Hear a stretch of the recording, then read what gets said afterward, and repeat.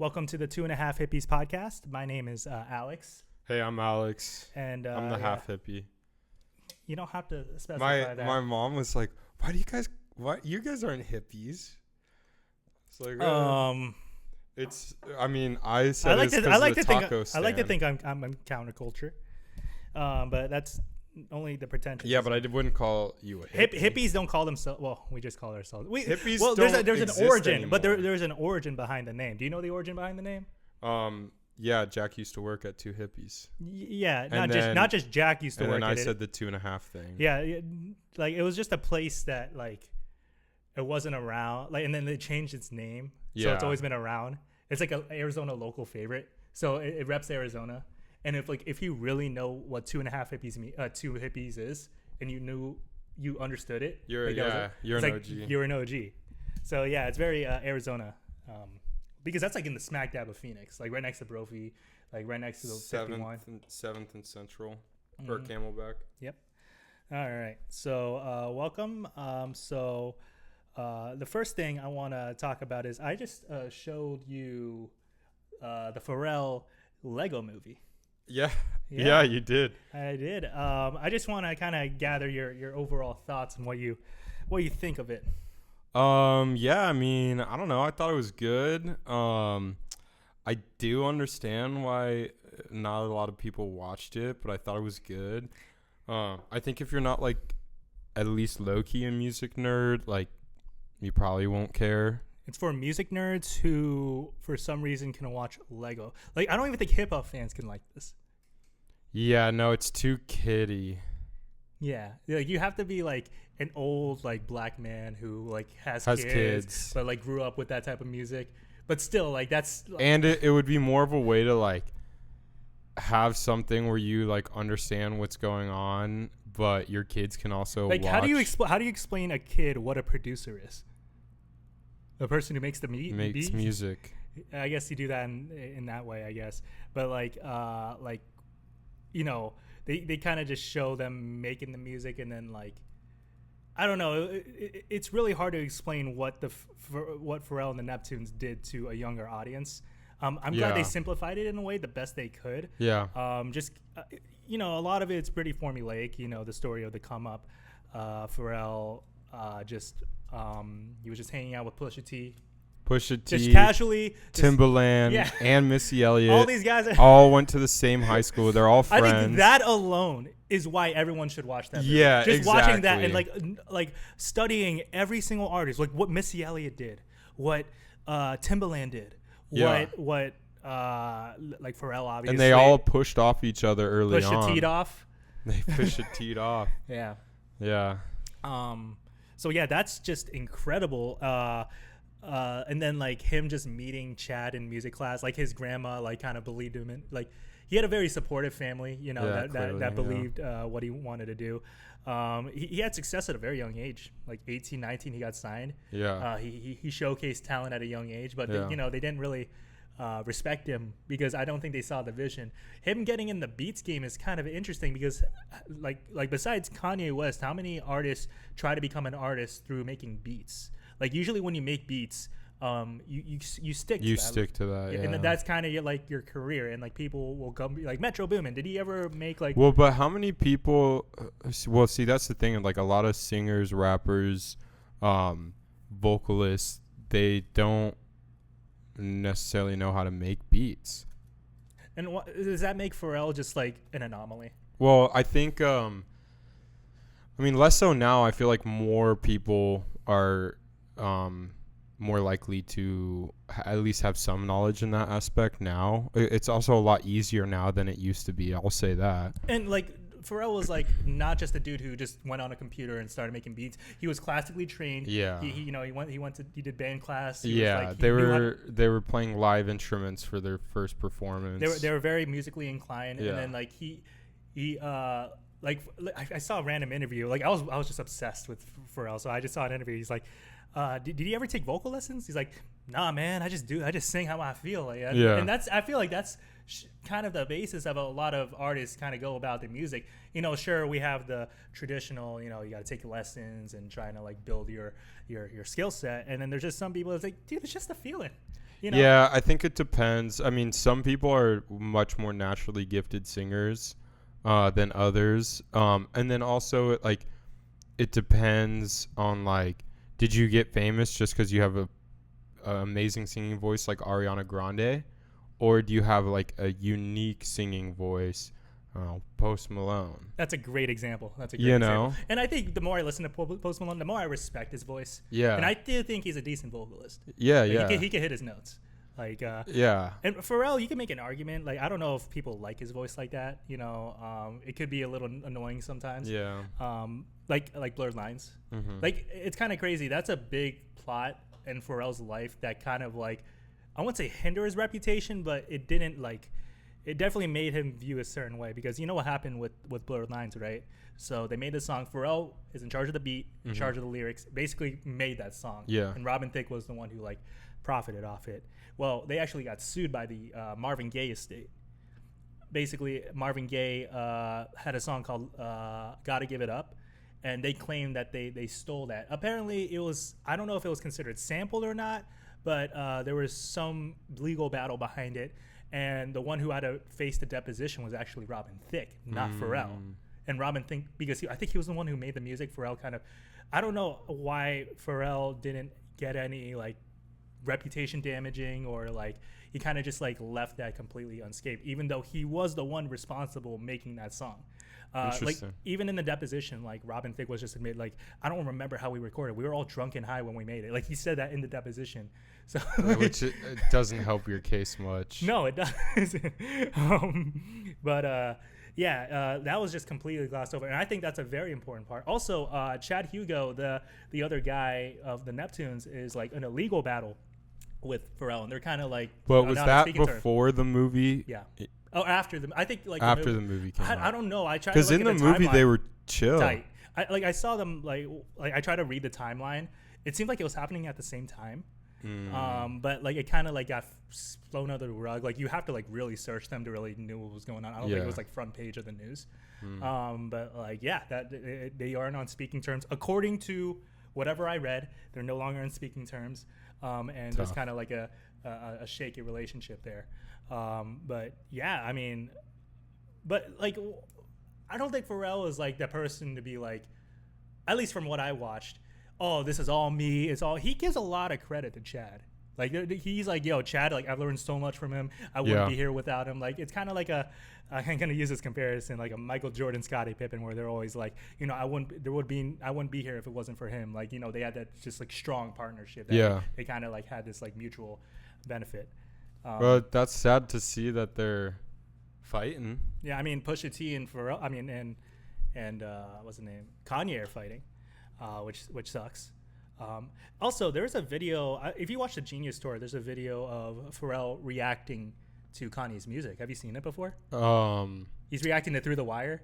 Oh, really? Yeah, he's reacting. He just listened. I think I have. Kanye plays it for him for the first time, and he just, like, and he leaves the room and comes back. Yeah, he's like, bro, you're one of my favorite artists. That was in the documentary. Man. Yeah, he's like, and then he also did another one where he played another song, "Never Let Me Down," and he, like, rapped in front of him, and he's like, and then after, like, Pharrell's just standing there, just, like, listening, no reaction, and then as soon as, like, Kanye finishes, he's like, whoa, my God. He was like just going absolutely nuts. Just like, I think they always had, like, a mutual, like, respect for one another, and, like, their careers parallel so much. Yeah, both rapper producers, both.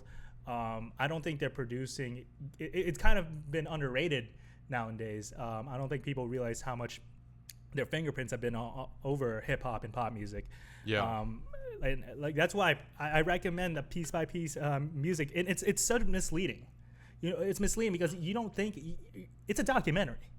It's a documentary with visuals. It's not. I mean, they're acting a little bit. Yeah. See, it's a documentary with reenactments, but instead of, like, having actors reenact it, they just did a Lego animation. And think about how easy it is for Jay-Z to record that. He probably just recorded in his mansion, like a couple of phone or something. Yeah, exactly. Yeah. Like, he didn't have to, like, sit down for an interview. Like, there was that, like, I don't know if you caught this, but, like, the scene with Gwen Stefani, and she's like, oh, I got to quiet down the neighbors. Do you think that was for the aesthetic, or do you think there was an actual sit-down video that he had, and there's actually... I feel like that actually happened. Really? Yeah, because why would they include it?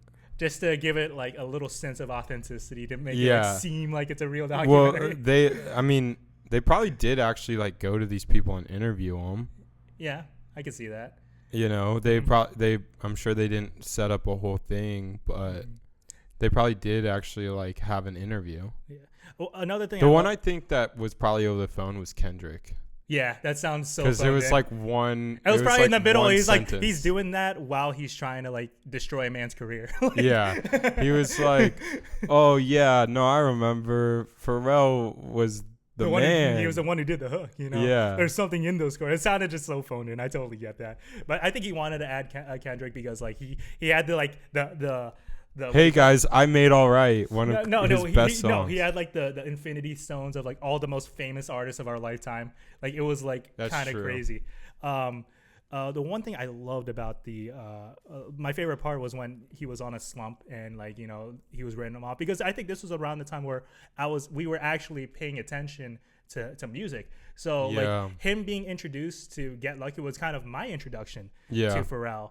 I didn't know who he was. I didn't know who the Neptunes were. Like, I don't think people our age were really familiar. And then you start hearing Holla Back Girl, Milkshakes. You're like, holy shit. Yeah. He's made every song. Like, every song I know. He made every song. I think everyone who's a music fan will have that, like, realization when they realize the guy with the stupid hat who sang that stupid song for that stupid kids movie just happened to be the most influential, like, musician of our generation. Yeah, that's in true. In my opinion, ever. Like at this point. Ever? Yeah. One of. He's like top 3. He's definitely one of. He's my personal, but like, I've gone so. One thing I want to do, I want to draft Pharrell produced tracks. There's a list on Wikipedia. Okay. That has like every single track that he's ever produced. We could either do all of it, or we can divide it with like his 2000s days, like where he was like early, and then like the 2010s, like more recent one. I don't know how much poll you can do, so let's just do all of them. So let's go ahead and draft Pharrell produced songs. So this includes the clips. This includes, well, any of his solo stuff, but basically anything that Pharrell's touched. I'm going to take, for my first overall. Well, do you have that list? Where's the list? Let me see if I can airdrop it to you. Give me one sec. Just look up Pharrell. Here.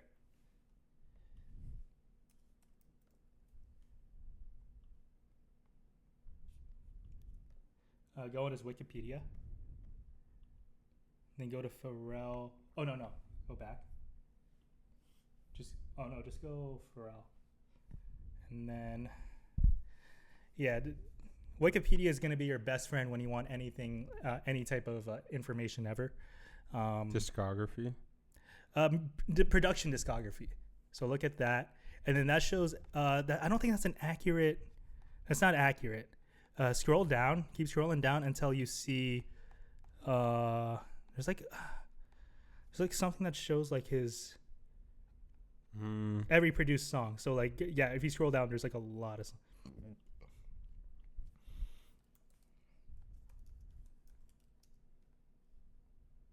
Yeah, it's only showing Pharrell. I want like both. Yeah, this one. Here's. I mean, this is. I mean, you could use that. There's a lot of songs you can use. Oh, Pharrell Williams production discography. Yeah, that shows a lot. There's so many songs here. Wow. Okay. I'm just going to aim for the hits. So my first overall is going to be Get Lucky. I think that is the best thing Pharrell's ever touched. Okay. That's fair. It reintroduced Pharrell to a new younger generation, and he cemented his legend from coming back from a slump.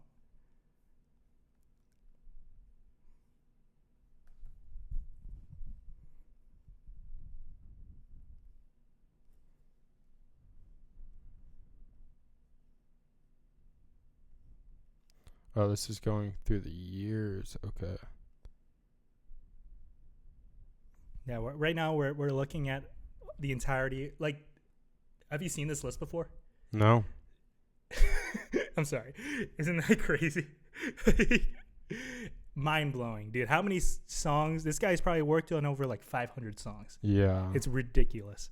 Like, the work ethic of Pharrell, the fact that he's still grinding. He's releasing an album this Friday with the clips. That album's gonna be lit, by the way. um, All right. I got a couple. I'm gonna do a couple. I'm just gonna go with Hella Good. That's a fire one. Fun fact: he did not produce that. They had a songwriting credit, not a production, but I will count it because that is definitely a Neptune song. My second overall, I'm gonna take "Mr. Me Too" by the Clips.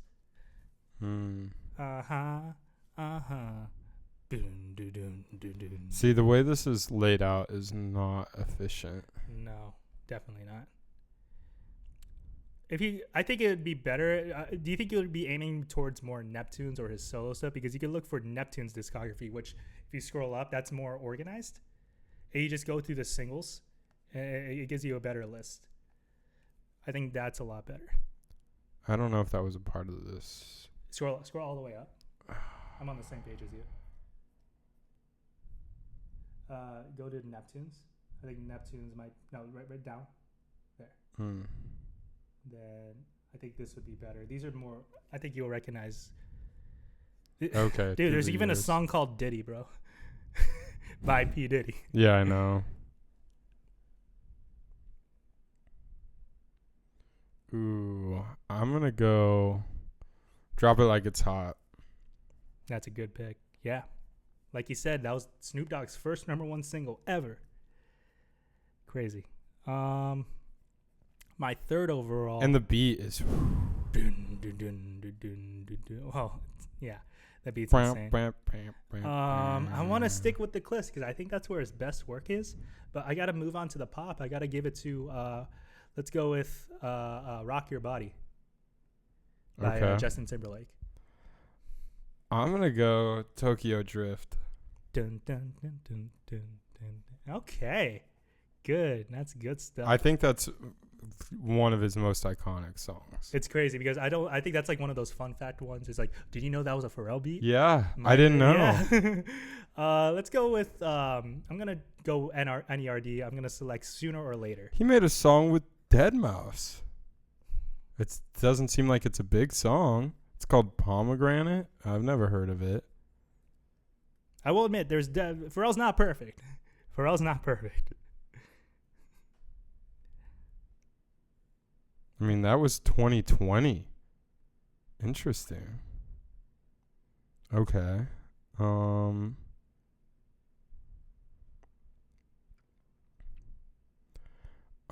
gonna go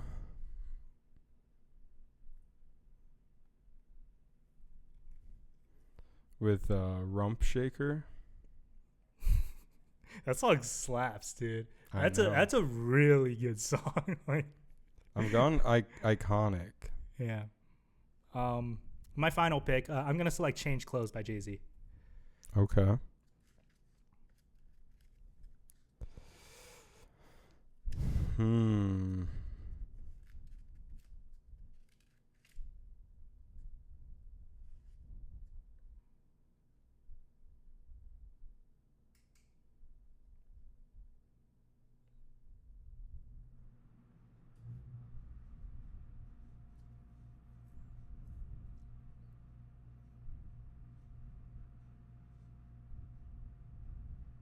Just gonna do one last. Oh, that's it. All right. I'm gonna go Hot in Here. It's getting hot in here. Yeah, you chose the iconic ones. All right, I'm gonna go over the ones that we left out. Beautiful by Snoop Dogg. That's one of my favorites. Front is good. I mean, dude, we don't have the whole pod to talk about all the songs he's made. So yeah, okay. Just go do your research, kids. Do your research. You'd be surprised. Pharrell is the GOAT. There's so many songs you were like, he made that? Yeah. I think everyone's going to have that reaction. Wait, that's Pharrell? Yeah, totally. Yeah. Absolutely. Yeah. That's like, absolutely. I think that's like the appeal of Pharrell. Just mine right here. Hella Good, Drop It Like It's Hot, Tokyo Drift, Rump Shaker, Hot in Here.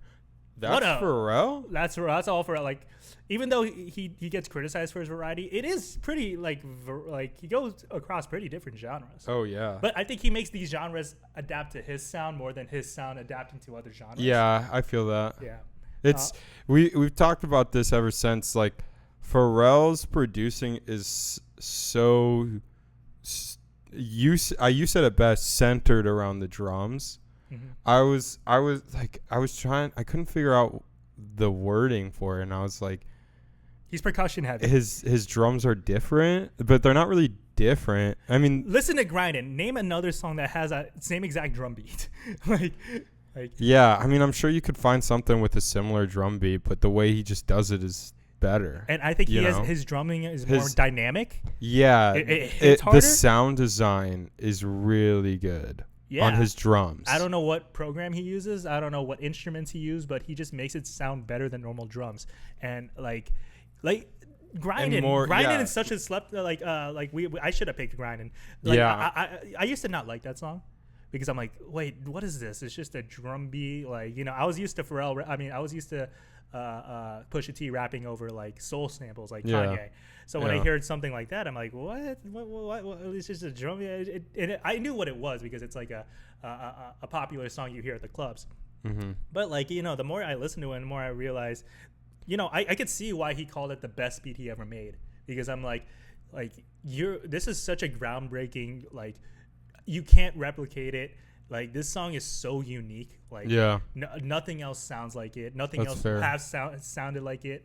It just kind of like is itself. And it's crazy that Pharrell kind of not Pharrell, Pusha T and Malice with Clips rode that. And ever since, they've just been producing, rapping over Pharrell only, basically, except for one album. I think but like, he was like a Pharrell, like, it's like Pharrell or nothing. Like, I'm going to have Pharrell produce all my music. And I think that part, didn't Kanye? Yeah, Kanye produced a little bit. Yeah. Okay, so I can't find it again, but I saw a song called "Belly Dancer." Is that the song? Shake your body like a belly dancer. I'm not sure. Hey, baby, drop I don't know. it down. You're probably right, but I don't know. I mean, it would add up, but when did that song come out? Isn't that an old one? I'm sure it's an older song. All right, that's what I have for now. What's the game you want to play? Okay. Let's see. The first game that I wanted to play was blindly rank throwback hip hop songs.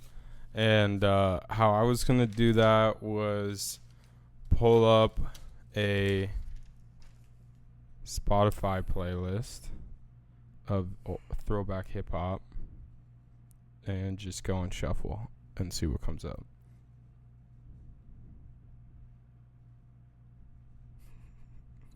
There's a chance I don't know every one of these songs. Okay, we'll go 1990s to 2010s. That's the music I listen to. But all right. I don't listen to every song. Like I said, the crunk era, I'm gonna be pretty, the ringtone rap, like "Lave David." We'll see. This is let's see. There are almost 35,000 songs on this playlist. Holy shit! All right, let's see what comes up. All right, first song. Lean with it, rock with it. Dem Franchise Boys, Peanut, and Charlie. I don't know that song. 5. It just sounds like a generic ringtone rap, crunk sound, like mid 2000s. I know this song. With it. Yeah, it's trappy, it's crunky, it sounds like something from Atlanta in the 2000s. You give it a 5? Yeah, I mean, that's not the type of music I listen to. That's fair. We'll see what else comes up. Oh, sorry, I had a cue. Or put down the volume and just read it out. Okay, I will do that.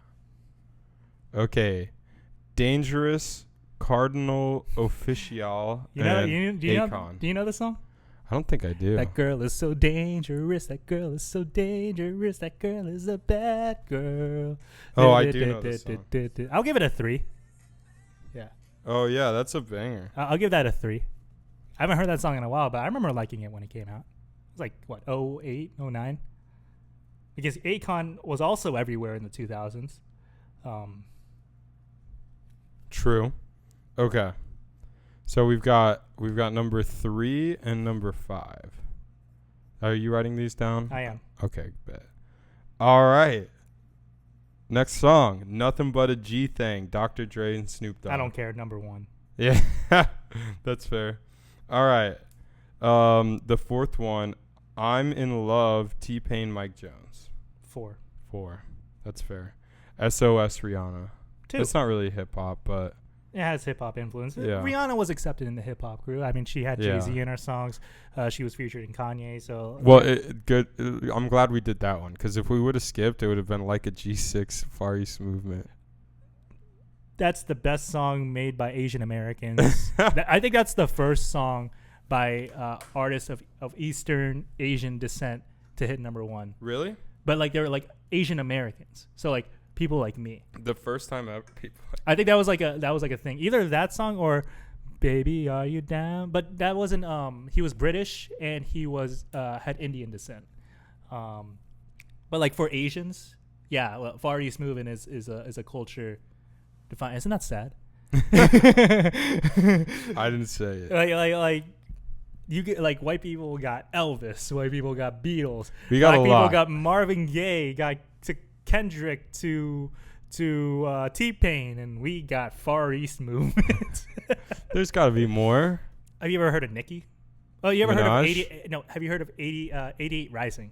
So 88 Rising Yes. is beer? Rich No. Brian. Rich Brian's signed to this. So it's a music label Okay. that specializes in signing Asian American artists or Asian artists because there's like Nicki is one. Her name is spelled Niki. She's actually really good. But she makes more R&B.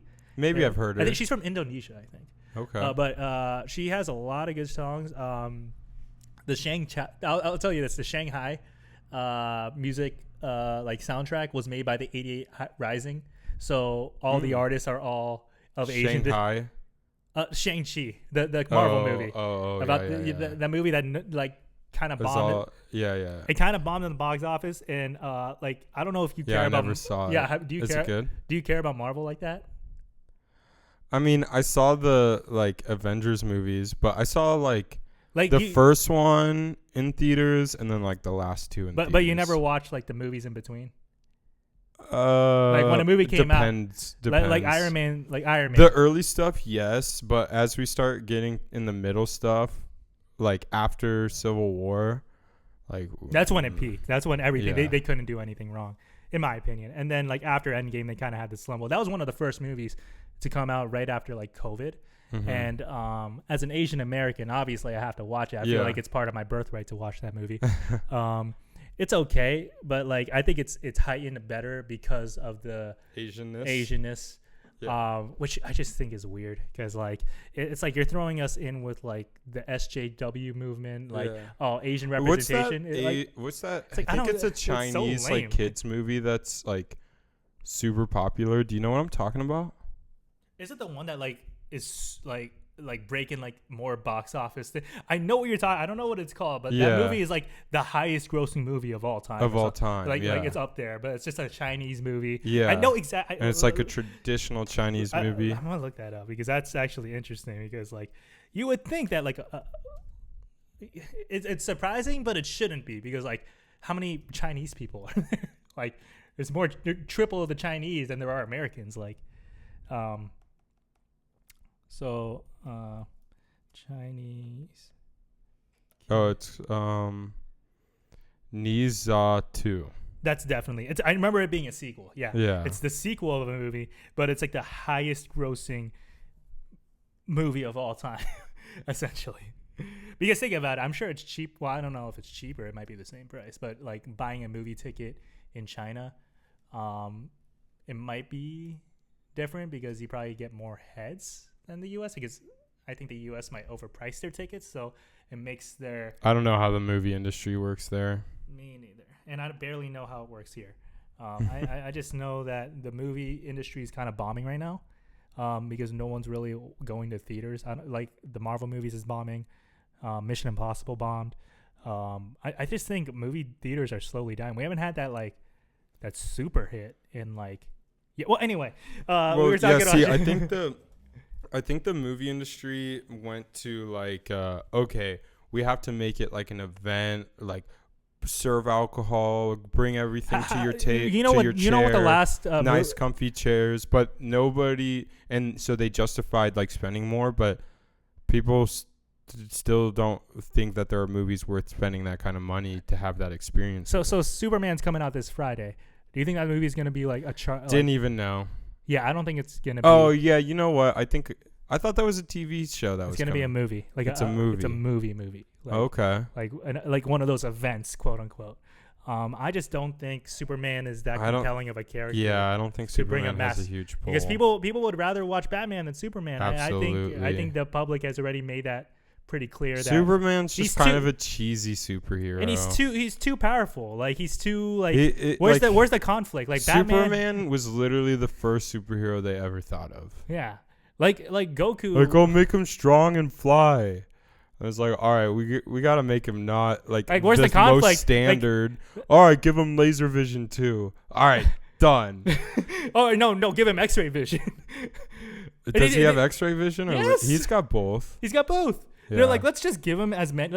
Let's create this character and let's just make him the most powerful he's OP, person. And then there's only one thing that can stop him. Kryptonite. And if you don't have that one thing, you can't stop him. Yeah, that's why the movies that are interesting are evil Superman, like Invincible. That's a far more compelling character. Omni-Man's far more compelling than Superman ever was, because he does like, and you understand why he's evil.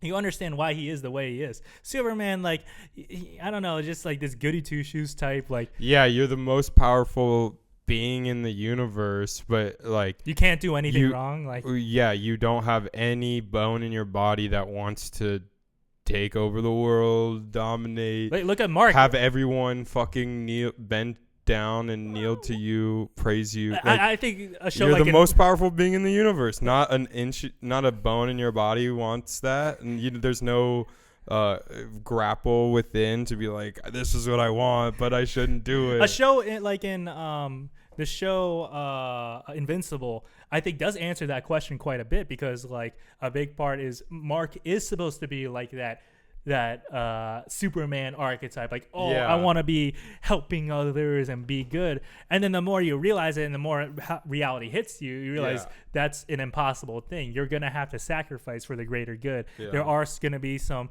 like hurtful. I mean, look what Cecil has done a lot of unethical things, but in his head, he's doing it for the greater good of humanity. Yeah. And like, there's that moral complexity. And I think that's why Invincible exceeds any superhero movie show that I've watched. Just makes it more compelling, more interesting. Well, and that's what was so compelling about Batman, is because there's also that. Because he's doing illegal shit. Like, he's doing this illegal. But there's also this, like I don't want to kill anyone, but, man, I'm seeing the evidence that if I don't kill some of these bad guys, they're just going to keep coming out and causing chaos. And I think Batman was like the first show or movie that I know of that can like that actually like put the ethics in being a superhero and like to question. Yeah. And I think that's why Batman like connected with a lot more people. And I think that's always been the standard for superheroes. Not always. Not always. I think early on the superheroes were the good guys. They could do no wrong. That was like the appeal. They're superhumans. They're what we aspire to be. But then I think like that gets boring. It gets boring. That got old. The feeling of society started to shift, and then I think the thing that became compelling about superheroes was the moral. Yeah, because like what's good for some people is not going to be good for other people. You know, but like greater good, all that stuff, like that's a lot to grasp. With great power comes great responsibility. Yeah. And that I think is the thing that like separates the superhero from the average person, but also at the same time makes them more human. Yeah. You know, like they're dealing with these like situations and consequences that we'll never ever have to deal with, but also they're trying to do their best to figure out what the moral thing to do is and what the best thing to do is in a situation just like we all do. And I love that, like, no matter, like, you're always going to have a divided audience, no matter, or at least, like, within the universe. Like, for example, like, I'm going to speak for Invincible. Like, it's not like everyone loves him wholeheartedly. Like, he has far from it. He has a lot of people that, like, see him as, like, this really, like, dangerous, like, almost borderline evil person. Yeah. And like I think the idea of a superhero doesn't have to be liked by everyone, and that like you are gonna be polarizing no matter how much good you do. Mm-hmm. People are always gonna. Well, and then also people like every time there's chaos, he's there fighting it, but they don't really know the picture of what's going on, so they just attribute the chaos to him because he's always the one there. That's true. That's exactly the storyline of Powerplex. Yeah. Where that's like his viewpoint. Like he's always there. He's always the one causing this chaos. Yeah. Yeah. He's honestly, I thought he would be like a throwaway villain. That might be like my favorite part of season 3 because I hear Jesse Pinkman. Yeah. Obviously, so like he can't keep getting away with this. And it's just so fun. man, what's the actor's name? Aaron Paul. Man,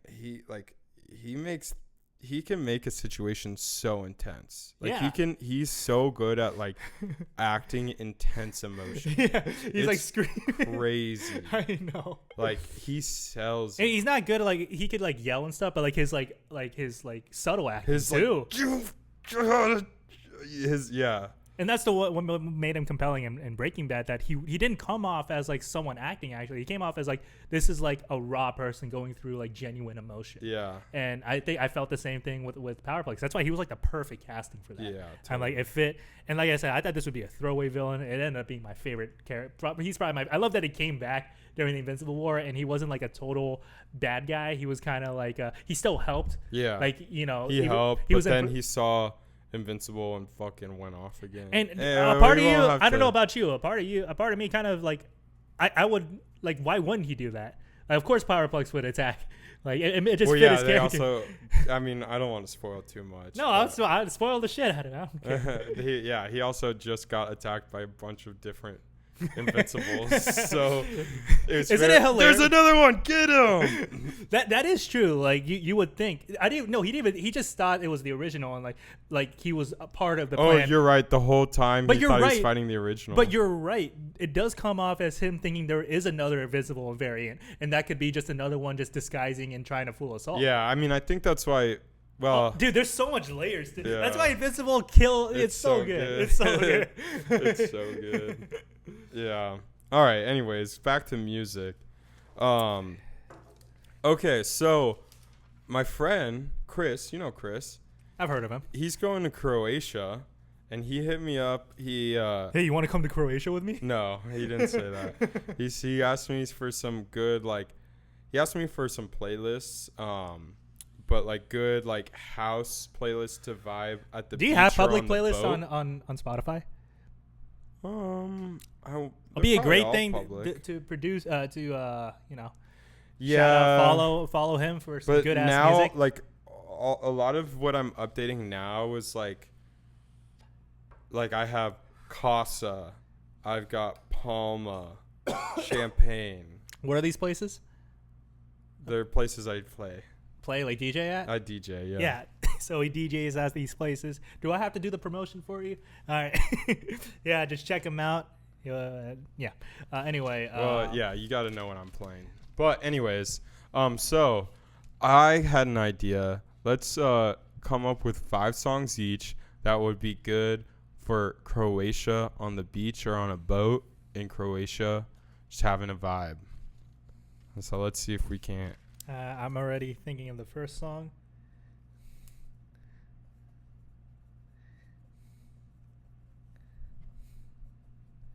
I've been to Croatia before, actually. Oh yeah. I've been to Dubrovnik and Split, and there's one thing I'll never forget about Croatia.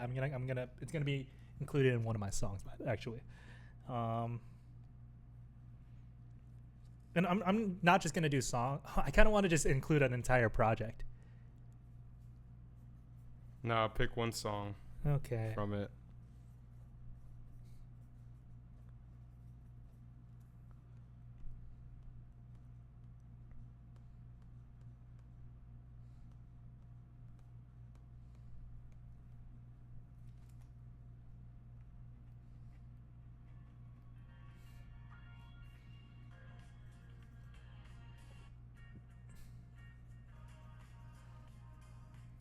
So basically pick 5 songs that you'd play on a yacht, or 5 like perfect songs you play. Beach, boat, Croatia vibe in the Mediterranean. All right, we're gonna do Croatia specifically because one of his friends is. Yeah, from he Croatia. asked me for like a playlist, and stuff. So I was like, all right, let's get a couple of vibes for him.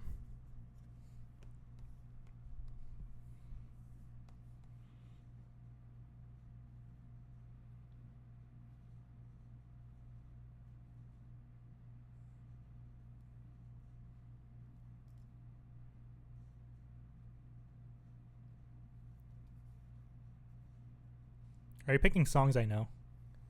No, Well, that's not fun. not so far.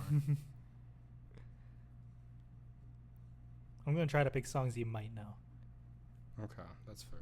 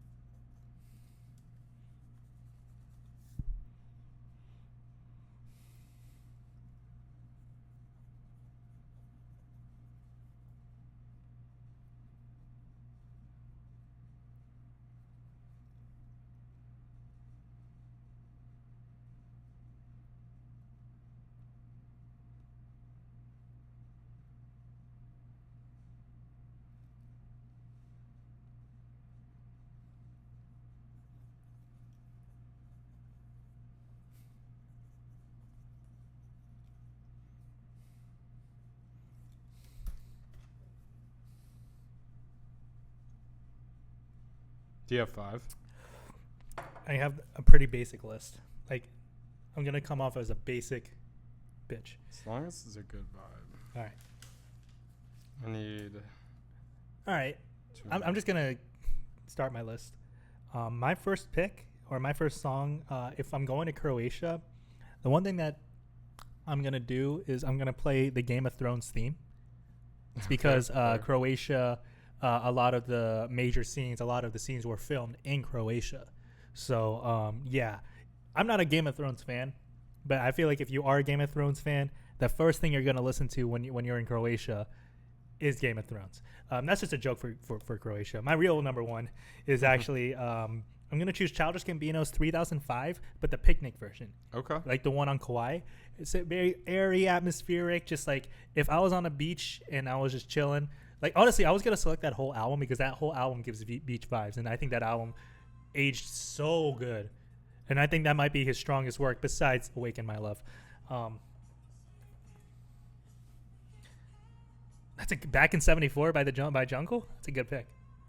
My second pick, I'm gonna do S.G. Lewis and Bee Gees, "More Than a Woman." "More Than a Woman," obviously from Saturday Night Fever. I don't know how many our generation really knows that movie. It stars John Travolta. I don't know if anyone really knows who that guy is. Do people know John Travolta nowadays? Yeah. Do they know more for him being like an actor or a Scientologist? They go hand in hand. It's like, he's one of him, Tom Cruise. This one of those actors, like, that's a Scientologist. So you gotta, like, he's a Scientologist first, actor second. Like, come. Yeah. Ironically, I think he's most known for Grease. I know him more for Pulp Fiction. Pulp Fiction, bro. Pulp Fiction's my yes. I think at this point he's just a famous actor. Yeah, but like I feel like older, like his breakout was like Grease. Yeah, of course. And then he kind of had a slump. Our parents would say, "Oh, he's known for Grease." In Saturday Night Fever. But I think now we would be like, Pulp he's Fiction. a famous actor. Pulp Fiction's my yeah, obviously, but like I think in general it's like, oh yeah, he's an actor, right? Yeah, John Travolta. Everyone knows John Travolta. Yeah. So that's my number 2. That song is awesome. What's your number 1? The 3005. Yeah. Your number 2 is what? More than a Woman. They're all like kind of remixes of songs I already know. Yeah. And then my number 3, I'm just gonna pick. I just picked Mellow, so I just went with Electric Relaxation by Tribe Called Quest. Okay. I don't know if this is the perfect song to play on a beach. Yeah. But I don't know if I'm just going for like chill. For you, that's what you would play. Yeah, I would play Electric Relaxation all day, any day. That's like, that one of the greatest rap songs ever, undisputed. Number 4, just kind of more of like a more of an inspirational, like just makes me like feel like like empowered in a way. Live Forever by Oasis. That's just a song if I was like riding on a yacht, I'm just like kind of staring into the world. I just want to like, like just appreciate life. I'll listen to fucking Live Forever by Oasis because that song just like fits that vibe hole perfectly. Okay. And my last song, incredibly basic, is a song that everybody knows. But I think it just makes me feel luxurious. It makes me feel like, oh, I'm worth $1 million. Devil in a New Dress by Kanye. That instrument. I don't even need the lyrics, man. I just play me that beat. I could play that beat in the background of a yacht, background of anything. That's like a beat that like I can vibe with anything. It's just such a beautiful, wonderful, like it just makes me feel. It feels so grand. Yeah. It feels so like I just feel. It puts me in a good mood. I don't know. Yeah. And I want to be in a good mood when I'm on the beach. Yeah. So that's my 5. So yeah. Okay. All right. Mine's gonna be different. How many of them are house? 3. I mean, I think here's the thing. The ones you don't know, I'll just have to like play you a little bit. It's not like I'll like it. No, I think you'll like these.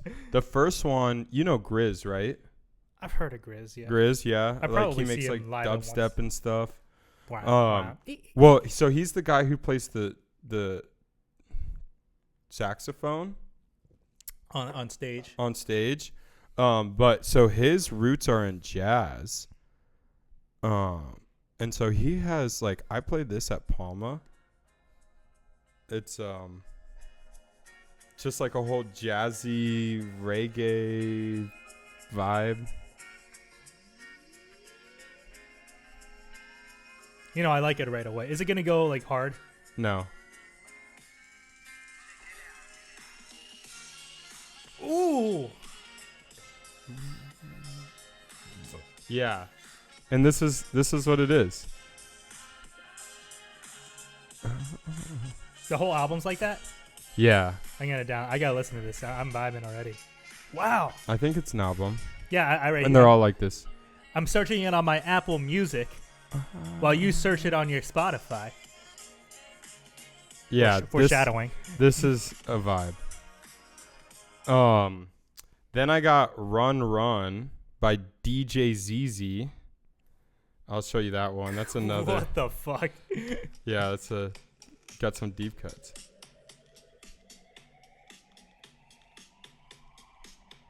This is a vibe. There's no words. What percent of your music has words? You still think a majority? Yeah. I think it's like for me, like for you, it's probably like 80, 90, or 70, 80.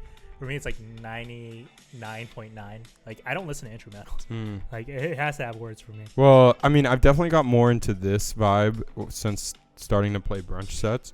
But yeah, like perfect. this, here's what I'll say. This is amazing with the bass. The bass is cool as fuck on this. But yeah, this is... So you're getting deep. This is the song. Is this deep? Really? I don't think anybody else that we know would know this song. Get deeper. Well, is this the deepest you could get, or you get? Yeah, that's deeper? the deepest I went. That's pretty fucking. Because then you're like, do I know any of these songs? So no, like, I don't have to know them. I mean, it's so more fun. after you said that, obviously, all right, I'll get a vibe. It's more fun if I know. But then I have to show you every song. Yeah. Which I'm cool with, but I don't know how great it is on this format. Anyways, so then you said that. I said, all right, you want some shit, How about this? Electric Feel MGMT. Yeah, banger. Ooh, banger. Girl. Yeah. Yeah, so that's another great like Croatia beach boat vibe song. And then I got I just wanted to throw a jungle song in there. So I went with Candle Flame. I don't know that one. You don't know that one? It's one of the bigger ones, I think. Well, I've been listening to freaking Jungle for years. How did he suddenly become like just everyone listens to him? Because this is popular. You don't know this song? Really? Does it feature Eric? You know who Eric the Architect is? You ever heard of Flatbush Zombies? Yeah. So Flatbush Zombies is Michi Darko, Zombie Juice, and Eric the Architect. Zeke, they're all rappers, but Eric the Architect produces. Also sing. Oh, he produces. He's like a kind of like the Pharrell, or like the Q-Tip. I wonder if he helped production with this song, because he does. He must have. He does jazzy soul. That's the only words. And then kind of trappy. Is the all high pitched? Yeah, Eric. Unless that's him. That's a rap. No, he doesn't sing like. He's a good rapper, very good rapper actually. That's a great song, though. Right? What a song. Okay. You got a fire list. No, I think my list. Dude, I know vibes. Yeah, dude, vibes. You're literally getting paid for vibes. Yeah. And then the last one, I'm going to bounce off that whole vibes thing after this. The last one I have is I Feel It Coming, Daft Punk and The Weeknd. Great song. Song. Absolutely. I think my vibe is, I mean, you're right. I get paid. My vibe's biased to me. Yeah. So obviously the songs Whereas I pick I'm are going for awesome. just like a universal, like everyone can get along with this in the background. Yeah. These are the 5 songs. If I was on a yacht, I would play these 5 songs and it would put me in a good ass mood. Yeah, that's fair. Okay, so going off the vibe thing, I just watched a video recently where it's like talking about Gen Z's music and music listening. And are we in that group? Yeah, we're Gen Z. Okay. Gen Z's like 1997 to like 2010. I think it's the people who spend their adolescence on an iPad. Yeah. We didn't grow up like we weren't like super young when we had an iPad, but we were probably like 5th, 6th grade when we started using iPads and. Okay, it says Gen Z is mid 90s to early 2010s, so Okay. 97 to 2012. Yeah, it fits. We're the both. certain You're crowd. 99, right? Dude, I'm like 4 months older than you. Yeah. But yeah. So it was basically talking about like before like people had genres that they would listen to, like, oh, what genre do you like? I like this genre, I listen to this genre, blah blah blah. But Gen Z, like, we listen to a lot more variety. I don't agree with that. You don't think so? No. Well, but what the point was is like we don't really listen to stuff based off of genres anymore. We go based off of vibes. If this song vibes, if this song doesn't. No, not even that. Like this, I like this vibe. I like that vibe. I like a hard vibe. I want a vibe that hypes me up. I like a softer vibe. I like a Latin dance vibe. Like, you know, it's more about vibes. I always believe this, and I don't know if this is true for anyone. I always believe genres are backed behind the culture of it. So hip hop has a culture behind it. Country has a culture. Jazz has a culture. You know, coming from New Orleans, jazz coming from yeah, but then Nashville. you even have subgenres and I feel like people like they'll listen to hip hop, they'll listen to pop, they'll listen to country. It's more the thread pulling all of them together for people are the vibes. I just think like, sure, like I could listen to a song for vibes and stuff, but like I feel like for people who want to get a step closer, you have to understand genres and understanding how different genres correlate with different sounds and saying, oh, why this do is the you genre. why? Because if I'm I just a think normal person listening to music, when you hear reggae, when you hear a song that has reggae influence, isn't it important to know, hey, that song has an influence of reggae, so I could hear that song was inspired by that. Let's say a guy like, I don't know, Kanye West makes rap music and starts taking inspiration from soul, like 70s Motown soul music. Like it was like he literally took from a specific sound that. Yeah, but I don't care. I'm just listening to music. So in other Do words, you get what I'm saying? The average person, the average person, the average Gen Z isn't gonna look deep. Is picking is it. It's not like, oh, what do you listen to? I listen to rock. It's not that. It's who do you like? Oh, I like these people. Oh, that kind of vibe. You know. All right, let's take. I don't know if you consider this a big part of someone's music listening experience, but let's take the concert vibes. When you go to a concert, you're usually going to something that's basically surrounded that type of culture. You go to a rave, you're going to be around people in that rave culture that correlates with EDM music. That's where I think the culture definitely correlates with the music. Yeah, I'm not disagreeing with you. And like you go to a hip hop concert, you're gonna see a lot of people who embrace the hip hop culture.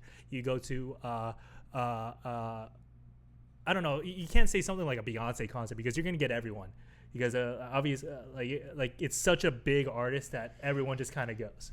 Yeah, you're getting all types of people. But if you go to like a, I don't know, shoot me out like a niche artist that you know, fucking LF Systems. I don't know. LF Systems for people who go to like raves, right? Like when they go out to see, they want to see it for that. House specifics. people. Yeah, people who go to Sun Bar are usually people who want to listen to house or EDM or like something like that. Mm-hmm. But even within EDM, there's different genres of people, different communities. I think you got guys like Kanye who are like redefining what it means to be in a genre. Where like, how can you define 808s and Heartbreak? Is that's a hip hop album, but not really. It's a pop album, but not really. It's an R&B album, but not really. Yeah, so it's that's like, what you're going off of vibes. So in other words, 808s created vibes. That's another thing 808s did. Everything stems back to Kanye and Lil Wayne. Every fucking thing. Let's do the list. The use of autotune. The idea of a singer who can't sing, but a rapper who can sing, but goddamn it, they're gonna sing as long as they got that autotune on. Mumble rap, just the idea of mumble rap, like Lollipop was kind of like the first to be like slurred, like you're off lean and just all fucking being very melodic, like using, instead of having a good voice, have good melodies. I think that's the one thing Kanye definitely brought in. Like look at a guy like Kid Cudi. Like I was like listening to him before, and I was like, wow, he has such a great ear for melodies, and I think that's one of Kanye's biggest strengths. Is like he has such a great ear for like melodic music. He can make something that instantly everyone can listen, catchy, and I think that takes such a rare skill set. Although it's people can do it. That's why you have like the whole mumble rap thing.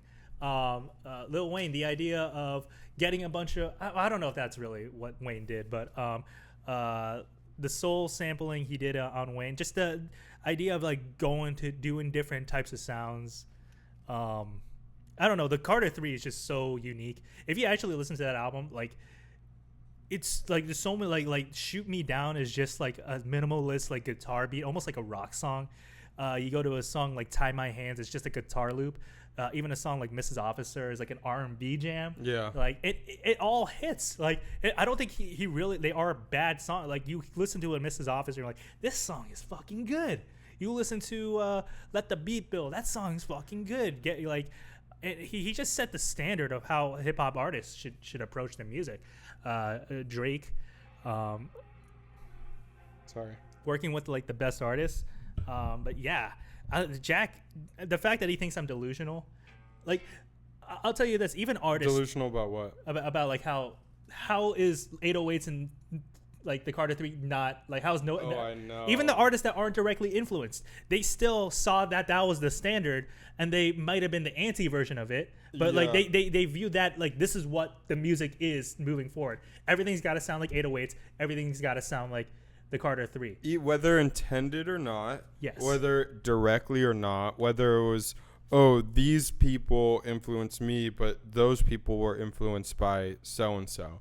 Even then, it's still an influence. It's still like, if those people were influenced, and I get what he was saying about that. It's along the same lines. Like, they were all influenced by people too. But if there's like a meeting point there hasn't been an album as much of a benchmark of what music could be as much as 808s.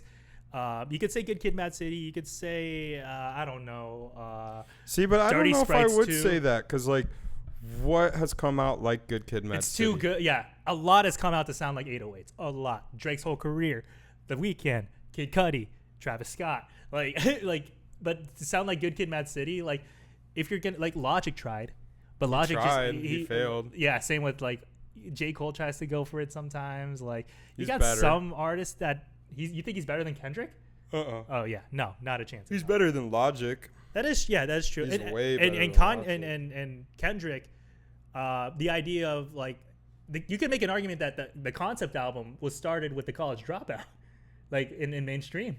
In mainstream hip hop. Like that's debatably a concept. I mean, there is a theme going around the whole album, talking, themes about school and shit. You think that there was never a concept hip hop album before that? if it was extremely underground and definitely did not go platinum. That's fair. So usually like these big songs usually have to go platinum. Like it was the first probably quote unquote concept album to be like Mainstream. super popular. I get what you're saying. And I think that's more important than just doing it the first time. Because if you do it the first time, like, and you're not moving the culture. Like that's what pop does. Pop moves the culture. So if an artist is really good, but isn't moving the culture, I don't value them as much as an artist that may or may not be as good, but goddamn, they're so popular and they're shifting the culture. Like that's why Drake, you got to put respect on Drake. He shifted the culture. Absolutely. He shifted the culture. He's pop, but he's also like, you know, an artist that a lot of people like. Yeah.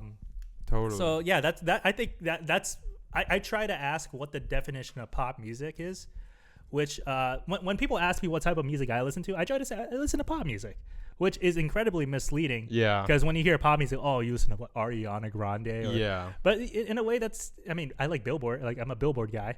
You do listen to those songs. Yeah. That's maybe not what you bump in the car. That's not my favorite music, but like, you know. But you'll listen to them. Yeah. But like I've always admired music that shifts the culture. Yeah. Like, I think that's far more important than just good music. There's a lot to say there. What do you mean? About even if, this is just mainstream garbage. Like Benson Boone. You may not like Benson Boone. More influential than a lot of people are trying to be like Benson Boone right want. now. Yeah. There's a lot of Benson Boone imitators. That's shifting the culture. Yeah. And whether you like that or not, you kind of just have to accept it. You could listen to whatever you want. We have Spotify. We have Apple Music. You don't have to listen to Benson Boone. If you want to listen to something else, feel free. But is the artist you're listening to shifting the culture the way Benson Boone is? Probably not, because Benson Boone's probably the hottest artist in the world. So, yeah, that's you think my so? take. Benson Boone's the hottest artist in the world? We talked about who's the biggest male artist in the world right now, like up and coming. Yeah. I mean, who's beating Benson Boone? A 40-year-old Bruno Mars? Nah, man. Benson Boone is kind of like he's kind of taking it right now. And everyone hates him. Everyone hates him. Let's see. AI says determining the biggest male artist is subjective and depends on the criteria, uses sales, streams, popularity. However, Drake has consistently been a top contender in recent years, particularly in terms of sales and streaming numbers.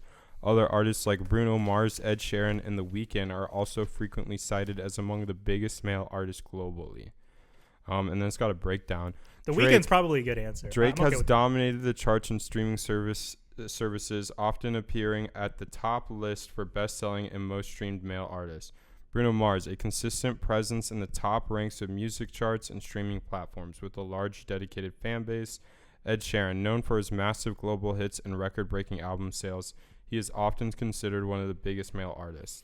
The Weeknd has achieved significant success in both sales and streaming, particularly on platforms like Spotify. So I'd say it's probably between Drake and Ed Sheeran, based off of the descriptions. Like you're putting these guys up against like the likes of like Ariana, SZA. Like I just think the female pop star just dominates the male pop star, and it's not even close. Yeah. Like like we said, all the male artists are either even like the R&B people are like a little underground, like mainstream, maybe country. Yeah, I was gonna say Morgan Wallen is starting to, but I think country's still he's crossing over like crazy. He is crossing over like crazy. Yeah, if there were to be any country artist, it would be him. This is not to sound condescending, but you know what crossing over means. Yeah. So it means you're going from your genre to crossing over into mainstream. Yeah. Do you believe that there is a line between crossing over? Like there's like a literal line crossing over? It depends on the artist. Like, here, you gotta use the bathroom. No, I'm just getting my water. So you keep talking. Like the idea of crossing over, like, is crossing over mean the same thing as selling out?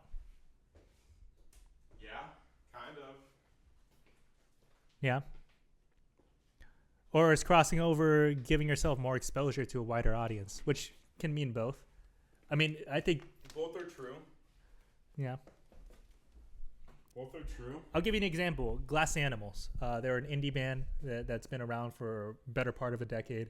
Then they had this one song that crossed over into the mainstream. and that would be At Nights I've Been Thinking About You. Yeah, Heat Waves. Heat Waves. Another bringing me down. And that's where I think the one hit wonder for me gets lost. Maybe it's like not a one hit wonder, but it's their one major crossover success that crossed over to the mainstream. Yeah. Like Wonderwall. Or maybe it's not even like they made a different style than their usual. It was the one song in their style that resonated the most. Like Mr. Brightside. Like Mr. Brightside. Like, it's not a one hit wonder, but it was their biggest crossover. Like Alex Clark Claire. Too Close. Like, name another song by him. Well, that's a one hit wonder. That's a one hit wonder, but I'm trying to think I think that's still his vibe. Just like none of the other songs were like nearly as good. They didn't cross over. Mm-hmm. I don't know. Maybe, yeah, I guess, would one hit wonders be crossover if they have like a career as like a small artist, but then they have one hit wonder? We call that crossing over to the mainstream. I think that's what it is. So that's like. So it's not necessarily selling out. It's not necessarily changing your style. It's just you get that one moment in the limelight, and your song is getting a radio play compared to all your other songs. So yeah, I mean. Okay. I wanted to throw this in after the Croatia thing, because this is an honorable mention. Have you heard of Tosh Sultana? Nope. No. It's like an interesting. It's a vibe. We'll listen to this after the pod. It's like more music I would listen to, more closer to what you would listen to.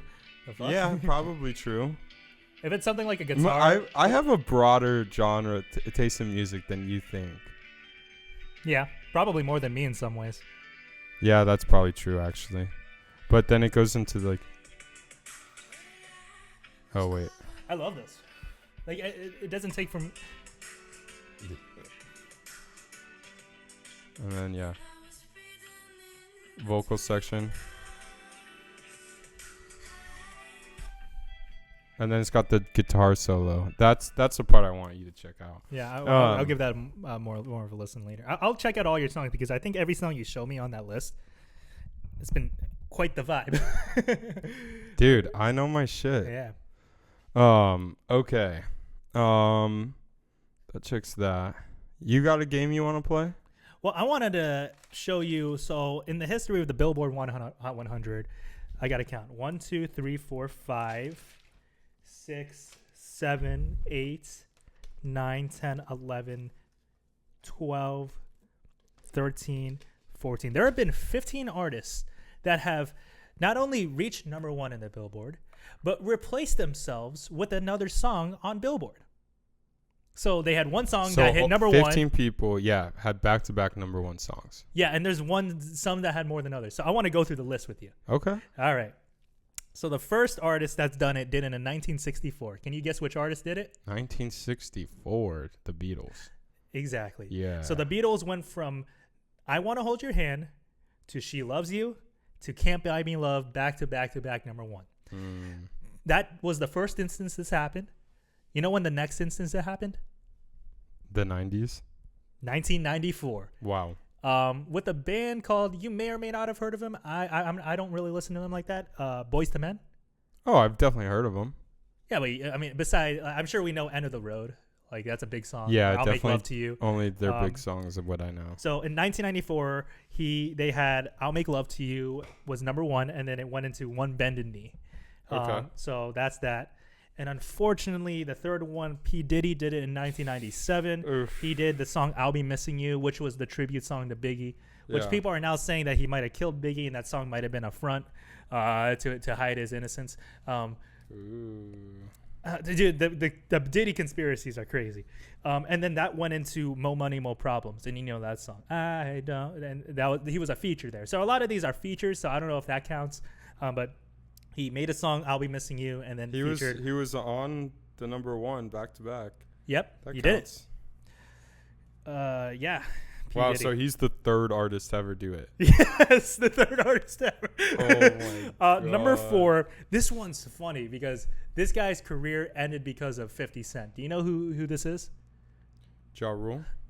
So Ja Rule, Mr. Forest, what's it called? Firefest Mr. Fire Fist himself. Mr.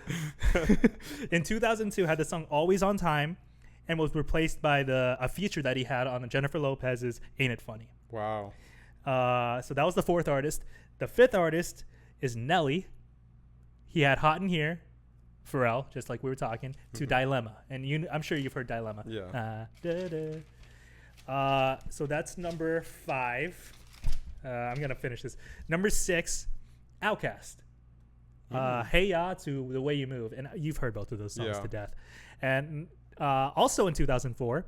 So was this all 2004? No, that was 2002. We're in 2004. Usher did it. Okay. Usher did it with "Yeah," Yeah. Burn, and Confessions Part 2. Oh, 3. Back to back to back. Yeah, it's the best one. You think that's the best? My mom says so. I believe her. And then in November of late 2008, early 2009, T.I. did it. Wow. With "You Could Have Whatever You Like" to "You Live Your Life Way." Wow. And then that's in 2008, 2009. In 2009, also the Black Eyed Peas did it. They went from "Boom Boom Pow" to and a lot of these songs you're gonna start remembering. Yeah. So "Boom Boom Pow" and "I Got a Feeling." Of course. The Weeknd did it. Oh, yeah. He did it with "Can't Feel My Face" in 2015, and then followed up with "The Hills." The Hills have eyes. If you were there, yeah. This one might be kind of shocking. Taylor Swift did it twice. So in 2014, she went from "Shake It Off" to "Blank Space." Boo. And then in 2023, she went from "Cruel Summer," which also came out in 2019. Let's not forget that song was already 4 years old. Went number 1 in 2023. Replaced it with "Is It Over Now," which I don't really think I know that song. I probably heard it if it was on there. Yeah, probably. So that Taylor Swift did it twice. I'm impressed. Bieber did it twice too. Okay. Justin Bieber went from "Sorry" to "Love Yourself" in 2016, and then in 2017, he did it as a feature. He did "I'm the One" with DJ Khaled, and then he went to "Despacito" with Luis Fonsi. Yeah. What number am I at? So that's 5, 6, 7, 8, 9, 10, 11, 12. So that's 12. 13. Drake. In 2018, and I'm sure you remember this. We all remember this. He went from "God's Plan" to "Nice for What," right to "In My Feelings." All 3 back to back to back number 1. That might be that honestly, like looking at. Well, let me finish. Do you love so that's me? 13. That's "In My Feelings," right? Yeah. Let me finish this. BTS, BTS, the K-pop group. They went from "Butter" to "Permission to Dance" in 2021. That's number 14. And then the most recent one is Kendrick Lamar in 2025. He had the song "Not Like Us." You've heard that song before, right? And Maybe. then he replaced it with Luther.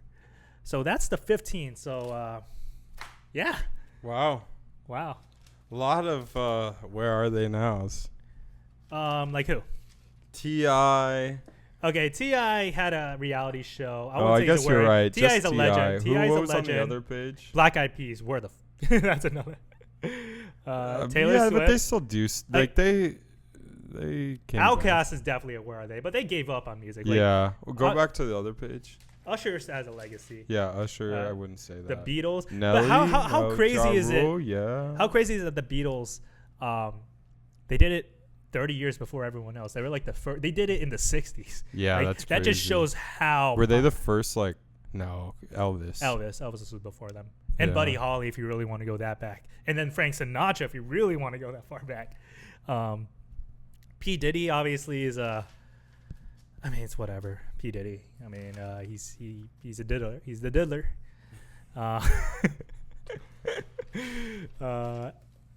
The Weeknd. I mean, The Weeknd was interesting because at that time, I didn't see him being number 1. He was that was a crossover. If I haven't seen one, The Weeknd really. I thought he was gonna be underground R&B.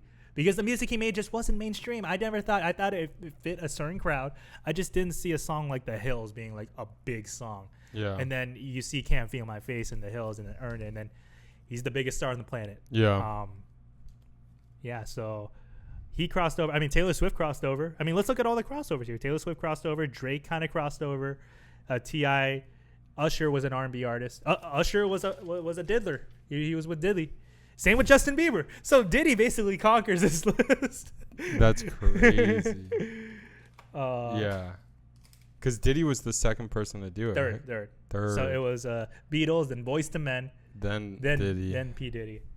Wow, Crazy. that's crazy. Gosh. Okay, so I was wondering after we watched that movie Piece by Piece, what cities produce the most artists? New York. New York. That's number one. This list is not as interesting as I thought it was going to be. LA. LA is number 2. I'm going to throw a shot in the dark. I'm going to go with Chicago. Chicago is number 5. Atlanta. Nope. Disrespectful. Houston. No. Philadelphia. Mm-mm.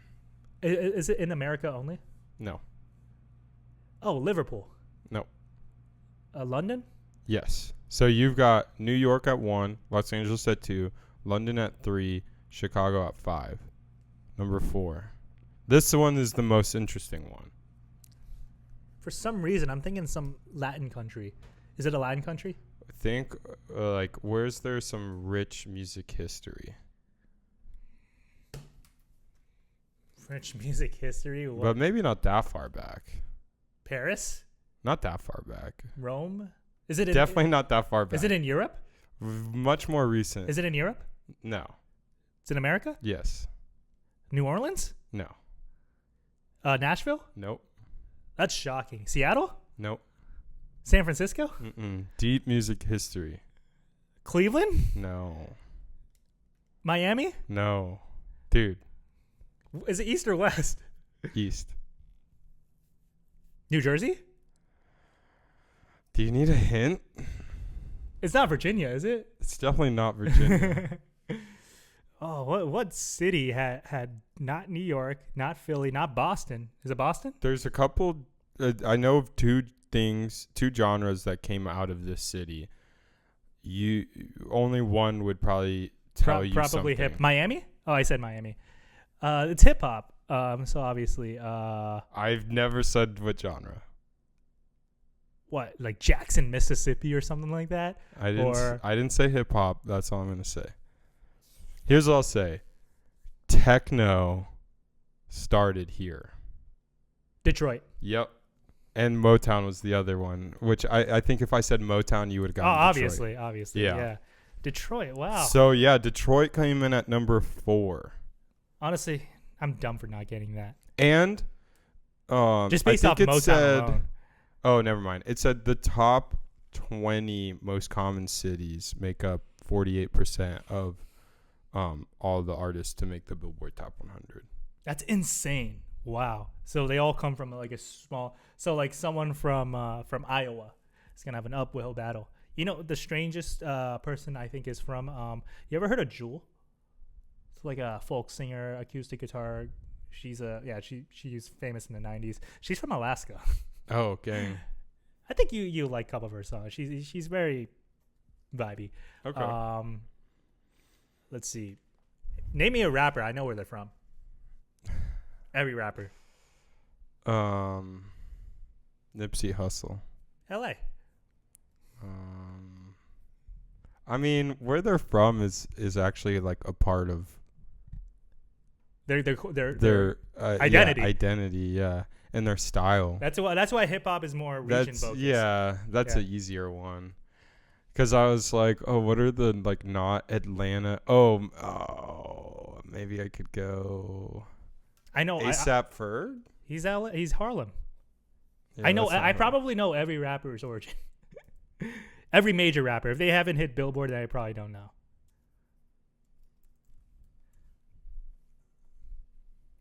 Juicy J. Memphis. NLE Choppa. That's a good one. I don't listen to NLE Choppa. NLE. I'm gonna go with like I don't know. Like are we going Southern? I don't think it's Atlanta. Is it like a Cleveland or something? Glorilla. Glorilla is Atlanta. She not? New Jersey? NLE Choppa and Glorilla are from the same place. Is it a major city? Is it Florida? No, it's a place you already said. New Orleans? No. I was just testing you. Atlanta. Gangsta Boo. She's from Memphis. They're all from Memphis. Oh, you. So NLE and Glorilla are from Memphis. Moneybagg Yo, Yo Gotti, Young Dolph. Rest in peace. These are all Memphis Duke artists. Deuce. My favorite Memphis artist is 8-Ball and MGG. I don't know if they're on that list, but they're goats. Southern as fuck. Juicy J is probably their most famous rapper. Or 8-Ball. I don't know which one. But people know Juicy J. T Grizzly. Yeah. Memphis has an interesting Kid hip-hop. Rock. Kid Rock's from Detroit. Oh, Where's the other one? What? T Grizzly is from Detroit. Oh, okay. Yeah, Kid Rock's definitely Detroit. You know why? Because Detroit, Kid Rock's early music has Eminem features. I don't know if this is right, but I'm going to say, what? This can't be right. Anime? Amine. He's definitely from like Portland. He's Oregon. Kevin Gates? I don't know, Alabama. Lil Mosey? They're all from the same place. Are they all from Portland area? This is saying Phoenix. No. That's what I was saying. No. I was like, what? This can't be right. Phoenix has no music scene, man. No music scene. There's no one in here who's going to hit the Yeah, mainstream it's really anything. sad. It's really sad. It's really sad. We went into the, we both tried to make it in the music scene. I mean, like, you were trying, remember, like, we were like, oh, let's try to start our own label and shit. I mean, we didn't try very hard. We didn't try very hard, but we always had these ideas of like, oh. We were more focused on getting me going as a DJ. I know, but I always had like these ambitions, like we could be the Arizona music scene. There's nothing here. It's not worth it It's not to make a label out here. It makes no sense unless you have the connections and resources to help artists get big.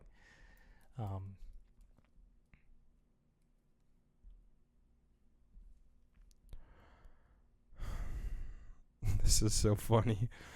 I put in Montana rappers. And it said French Montana. Okay, let's see. Flo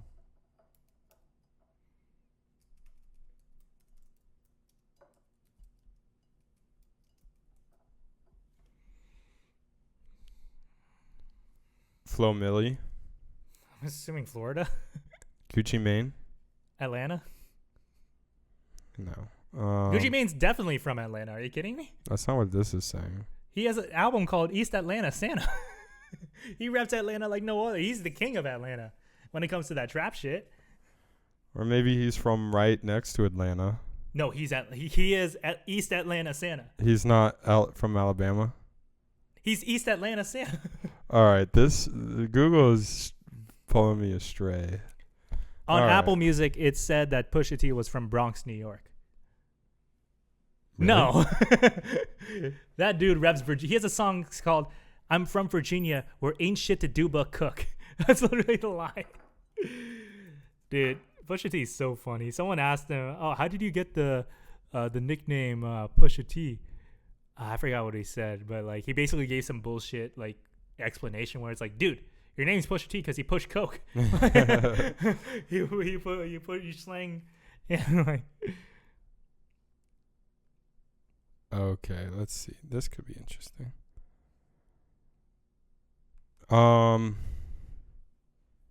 Baby Keem.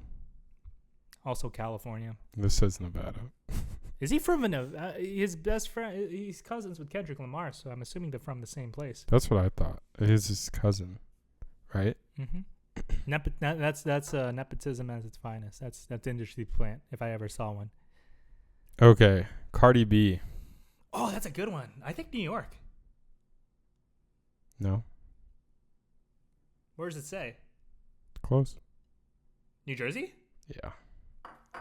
It also says I'm fact checking that. It says Coi Leray, Fetty Wap. Now I'm on Wikipedia. Fetty Wap is definitely New York, New Jersey. Lauren ASAP Rocky. ASAP Rocky is Harlem, bro. That's Harlem. The Wikipedia's dumb. He reps Harlem.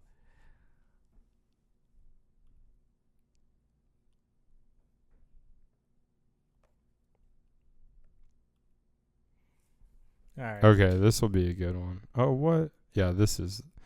This is not correct. I put Illinois, which is where Chicago is, right? Correct. This is the list. 12 people. I don't know a single one. Futuristics, ironically, from Phoenix.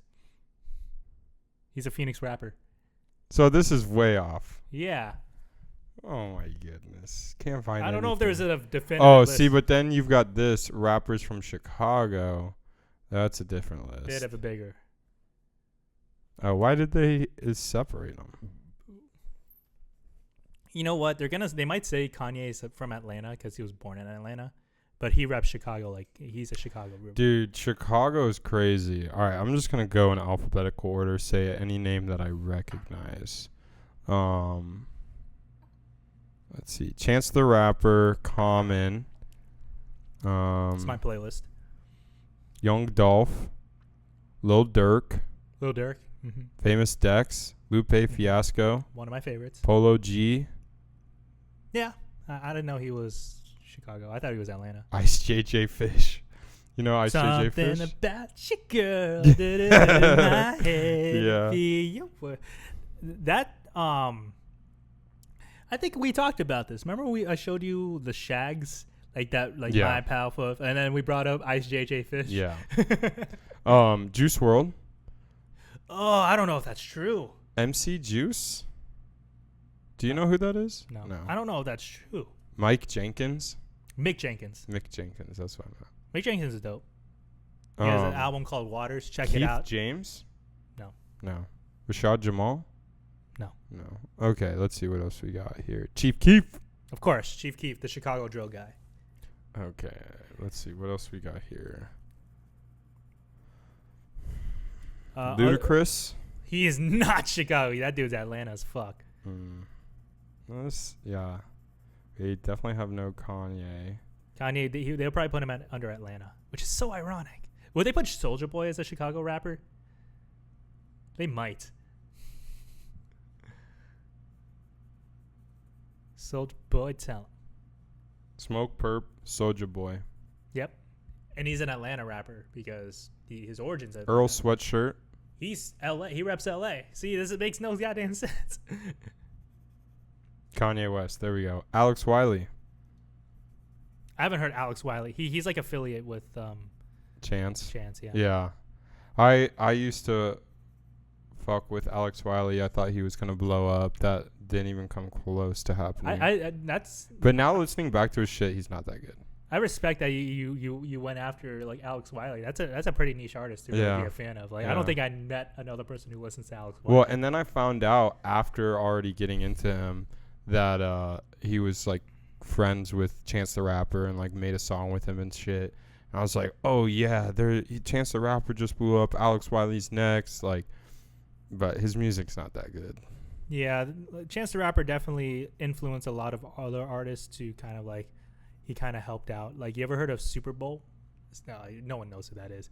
He was like an unknown artist that he had a feature on. Like, I paid attention to a lot of like Tokyo. He was a Chicago rapper. He was some Japanese guy.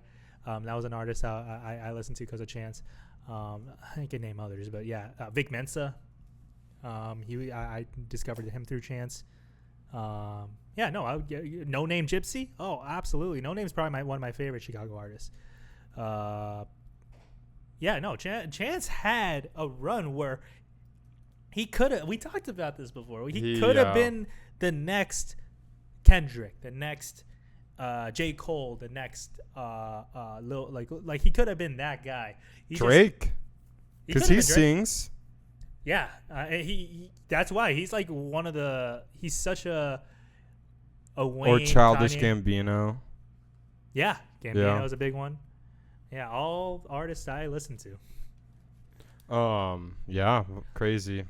You know, I mean, he's still got time to come back. You want my real honest opinion? If people ask me what kind of music I listen to, I would say, I want to say pop because like when you say pop, it can mean so many different things. Yeah. And I think explaining pop music does kind of show like, yeah, this guy does really listen to music. Instead of saying, oh, I listen to rap, I listen to country, I listen to see, but if you say pop, it's almost worse. It's like, oh, this guy only listens to basic music. Yeah. Whereas if you say hip hop, it's like, okay. That's like true. what? That's true. Have you heard of this underground artist called Kendrick Lamar? But you know the he's type, so underground. I view pop music obviously differently than most.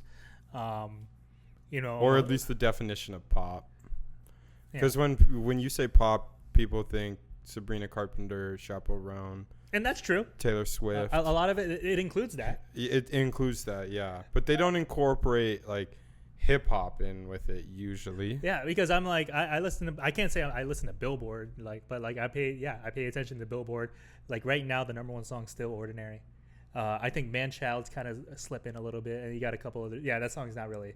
It just had its run. Who knows? Maybe when the album came out, but this song is nowhere near touching what Espresso did last summer. Like that song was just everywhere. No, yeah, and I feel like it was almost more forced. Like I feel like this is gonna be the next big Sabrina Carpenter song, but it didn't really hit with people. No. So. Much. And that's the type of shit. That's what interests me. I like shit like that. Like, oh, is this song gonna do well for this artist? Because obviously we could say that we like or not like a song, but like saying something is like, oh, this song did really well for him. This song didn't do well. Well, you know, I start valuing that a little bit more. It's just viewing it a different way. So we've been. I think we're almost clocking in 2 hours. Oh, really? Yeah. Do you want? Yeah. Let's wrap this up with a game. Yeah. Do you want to look up the decade's number one hit songs and draft from that? Look up 2010's number one singles. Let's do a year, or do you want to do a decade? I want to do the decade of the 20. All number one singles though. 2010 number one hits. Yeah. Yep, and that whole list. And the beauty of this, that it shows you how many weeks they've charted, and like what date they got dethroned. It's kind of, I love it. It's so fascinating. Okay. So I'll give you some time to. I'm gonna use the bathroom real quick. I'll give you some time to look over the list. You know all the songs, like.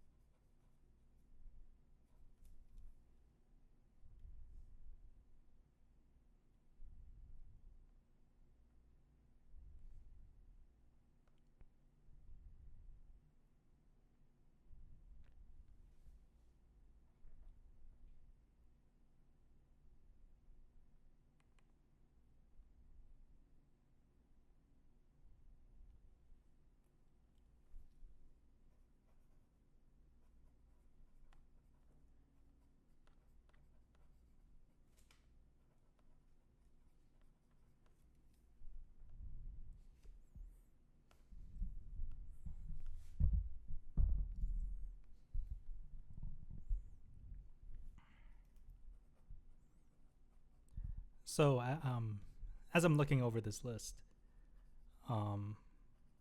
it just takes me back. Like, I know. looking at are you looking at like the consecutive weeks too? Because that's fascinating. Because you look at Not as much. look at Kesha 9 weeks, and that doesn't include how big it was in 2000. Oh, actually, it reached number one in January 2010, so that one makes sense. But like, well, it probably reached in the late 2009, so it might have been longer than 9 weeks. But I'm trying to find a song that I don't know because I'm pretty sure I recognize it. Like this is what I know. Number one hit songs.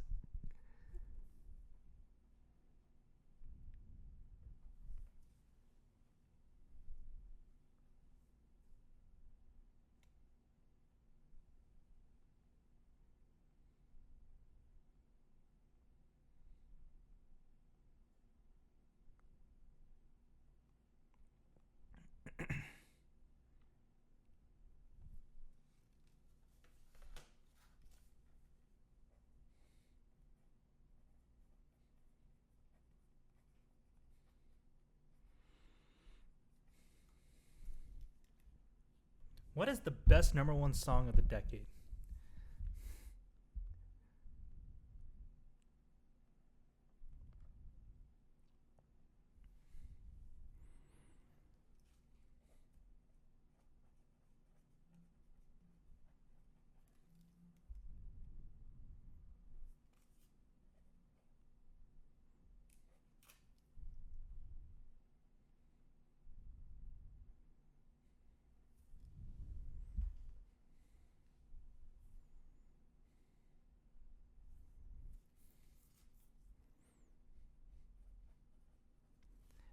I would also love to go back to the list and select the worst. Okay, I'm ready. You go first. We're doing 5. Let's just do 5. Yeah.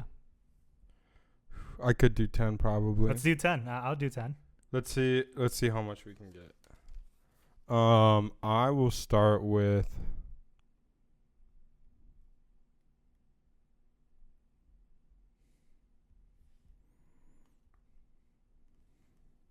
I'm just going to take this one so you can't. I'm going to go with somebody that I used to know.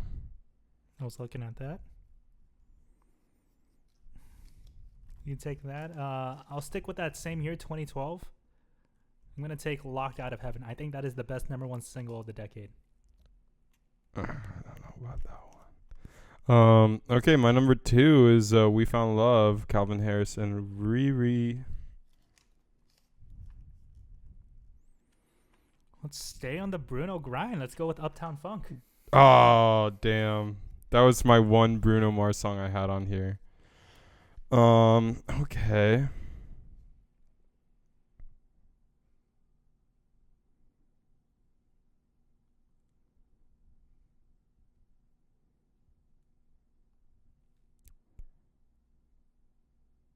Let's go with I'm gonna pick again. I just don't want you to get this one. I'm gonna pick The Hills, The Weeknd.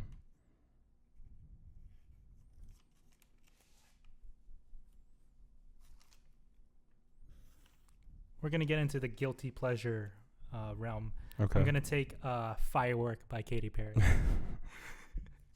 Sheesh, man. Okay. I'm gonna go with Give Me Everything, Pitbull and Neo. I'm going to go right around the same, like almost like a month before. I'm going to choose this song. Or like literally the week before that hit number one, this song was number one. Okay. Rolling in the Deep. I thought about throwing that on here. That's a good one.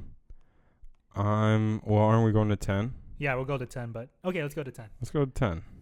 I'm going to say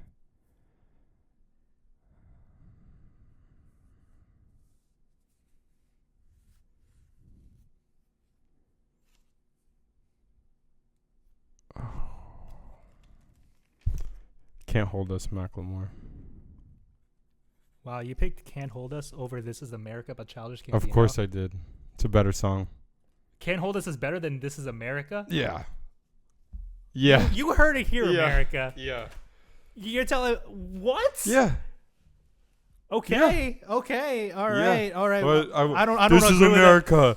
Feel Don't get bad you about slipping up. slavery. Feel bad about slavery. Or, hey, can't hold us because we're partying. We're gonna Let's go sing this have a good generic ass time. chorus that doesn't Hey, mean anything, hey, and all my lyrics is Say, just a nah, bunch of nah, fluff nah, that nah, nah, fit. nah, nah. It just fit. Hey, That fucking song, like those lyrics are so goddamn generic. Like it's so. Go, more. Banger. Come on. All right. You can't tell me that song's better than this song. Okay. Go ahead. N- It's my turn. yeah, right. And I just Okay. I Can't think this Hold is. Us? I think I'm on number 5. yeah. No, you're I on think number this is. 6. I picked. Oh, Didn't you pick first or no? I picked first. I picked This Is America. Yeah, you're right. Actually, I'm gonna replace This Is America. I'm gonna select. Yeah, you don't have to worry about me taking out Trust. I'm gonna select Circles by Post Malone. No! No! Banger! No! Banger! That Banger! I was gonna put it there, but I was like, he probably won't say it. He It's probably so won't small. say it. It's so No! Banger! That was the one I cared the most about getting on my list, but I didn't think you would Seasons say change, but I can't let go. Oh no! My whole list is ruined. You ruined my list. This game's over. All right, everyone. Bye. All See right. ya. That was a good You guys pod. have a good night. All right.